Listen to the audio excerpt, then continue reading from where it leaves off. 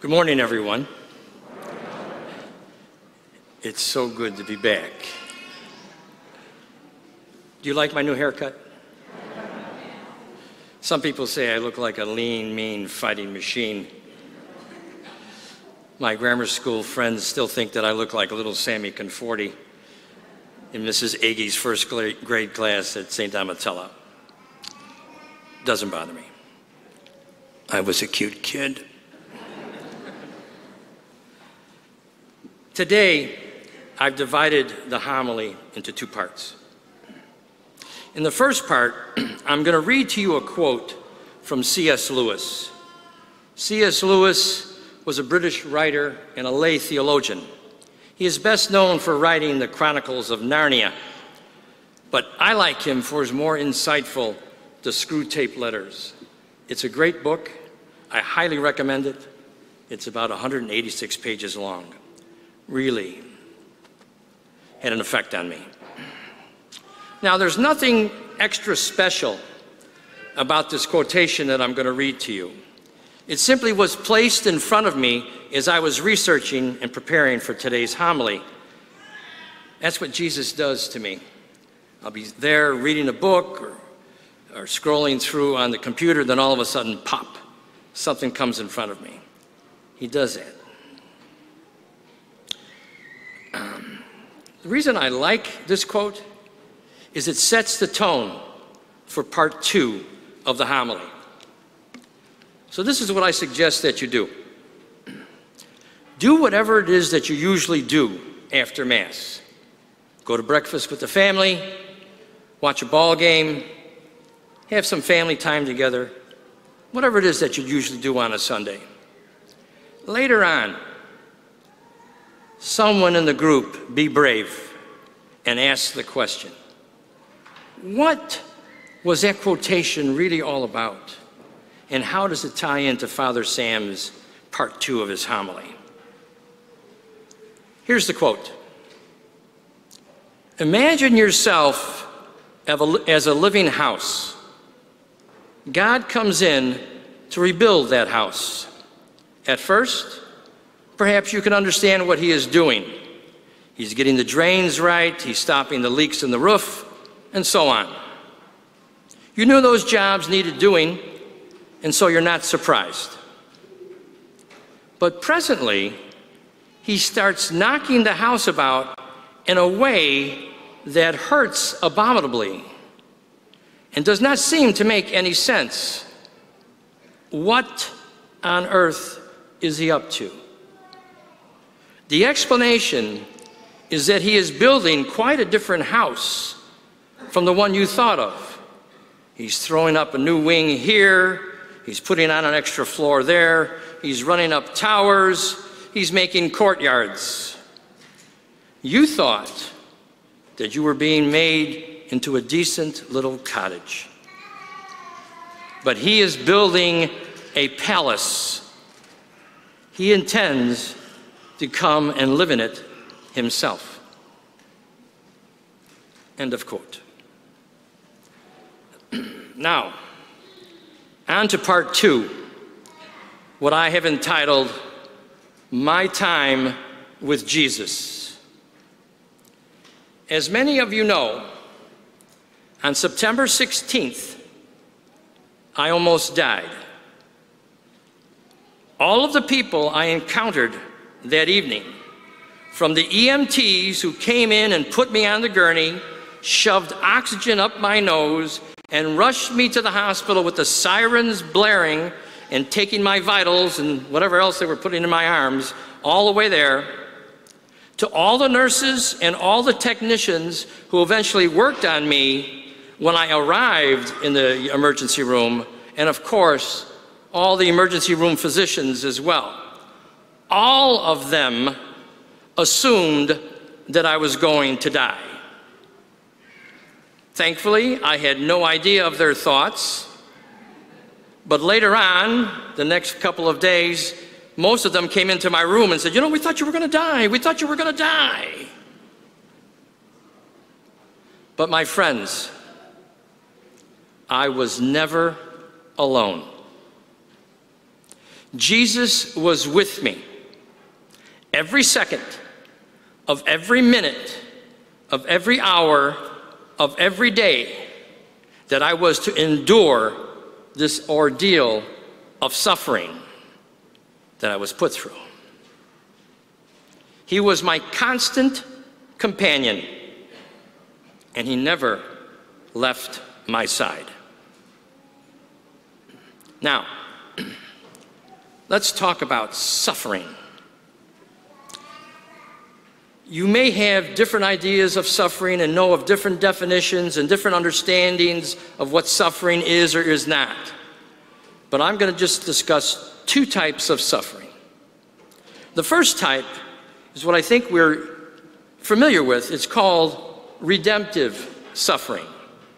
This is the Christian belief that human suffering, when accepted and then offered up in union with the passion of Christ, can remit just punishment for one's sins or for the sins of another.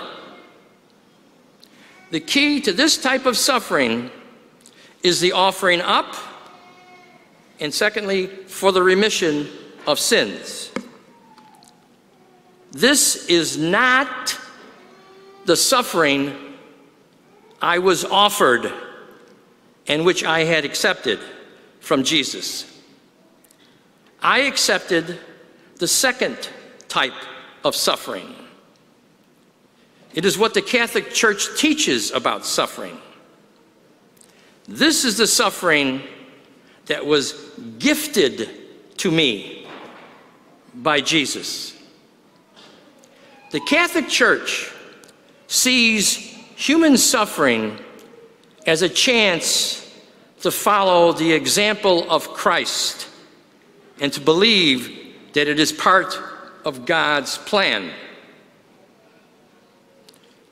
We, as Catholics, are to reconcile suffering and pain with the belief in a loving God. We believe that those who suffer here on earth are united in that suffering with Christ, who died for us on the cross. Now, during our suffering, as we attempt to reconcile suffering with a loving God, we could ask ourselves many questions. One of those questions might be, didn't Christ come as Prince of Peace? Bishop Robert Barron recently wrestled with this issue, and he wrote this: Christ's birth takes place in the midst of a fallen and sinful world. Let me repeat that for a second, because it kind of has a familiar ring to it, if you know what I mean. Christ's birth takes place in the midst of a fallen and sinful world. Therefore, his birth will appear as something threatening. It will appear as something strange. It will be off-putting to the people of that time. Bishop Barron reasons that the world at that time, if we took a biblical reading of it, was a dysfunctional family. When Jesus comes, he comes as a breaker of the peace. He is a threat to the dysfunctional family. Jesus wants to burn away all that is opposed to God's desire for us. He has to clear ground, I should say, before something new can be built. Is this utterly painful? Yes. During my journey with Jesus, He took me to the cross, and he allowed me to see this type of suffering and what it truly is. Quoting Padre Pio said this, and I quote, "Jesus said to me, 'How many times would you have abandoned me, my son, if I had not crucified you?' Beneath the cross, one learns love. And I do not give this to everyone."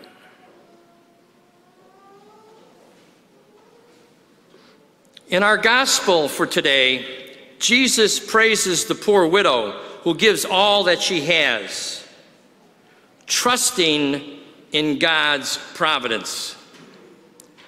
Just as the widow gave all that she had, we must do the same. Give him all of your love. Give him all of your humility. And give him all of your trust. What you will receive in return will be 30, 60, 100 times more. Do we trust as much as the two widows in our readings for today? The first widow said to Elijah, "I only have one measure of flour and a little oil. How can I make you any bread?" He said, "Trust in the Lord. You will not run out of flour. You will not run out of oil." The widow that went to the temple and gave her last 2 copper coins to the treasury, she trusted in God. Do we have a need to hold on to things? Give him your jealousy. Give him your desperation, your discouragement, and give him your distrust. He will take it from you. And now, to bring this all full circle, to show you God's plan, we must discuss the coffee cup. As some of you may know, my calling to the priesthood was sudden. The Holy Spirit descended upon me, and I had no idea what was happening to me. During that time, I was moved to read the Bible from Genesis to Revelation. I did it twice. Don't do that, that's just me. I have mentioned in my past homilies that I have a hard time reading and then understanding Paul in his writings in the New Testament. 2 years before entering the seminary,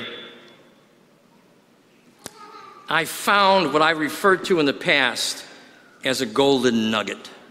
He kind of hides these fantastic little sayings or little brief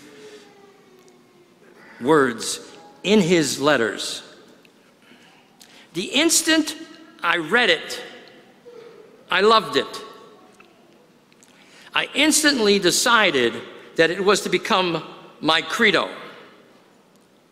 I had no idea why I loved it so much, but just that I loved this little golden nugget. 2 years later, I entered the seminary. Father James Presta was put in charge of the new seminarians. He looked after us. He made sure that we ate, that we slept, that we studied, and that we followed all the rules. Well, When one enters the seminary, in the usual course of events, he enters in August. And as you may know, Father Dindo and I are both August babies. Thank you. So Father Presta sits us down, and he lets us know that he has a tradition. He buys each seminarian a coffee cup on his birthday.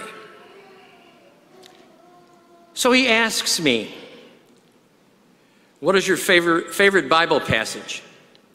And he has it written for me, for the seminarian, on the back of the cup.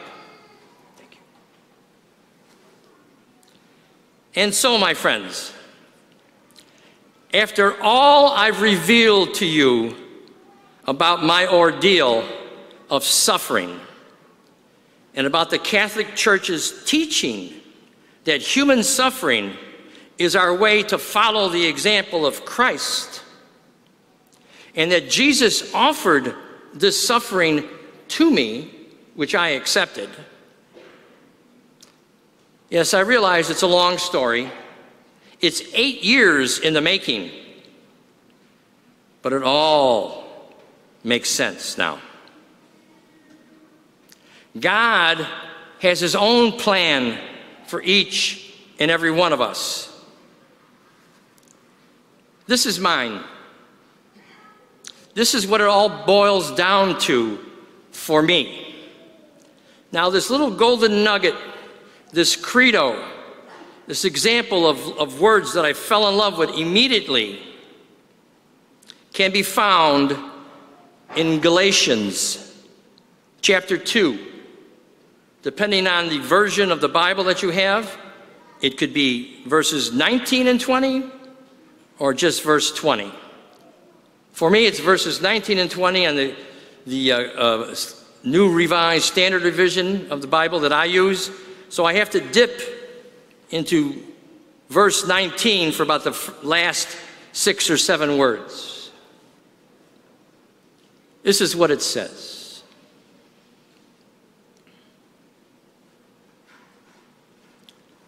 I have been crucified with Christ, and it is no longer I who live, but it is Christ who lives in me. And the life I now live in the flesh, I live by faith in the Son of God, who loved me and gave himself for me.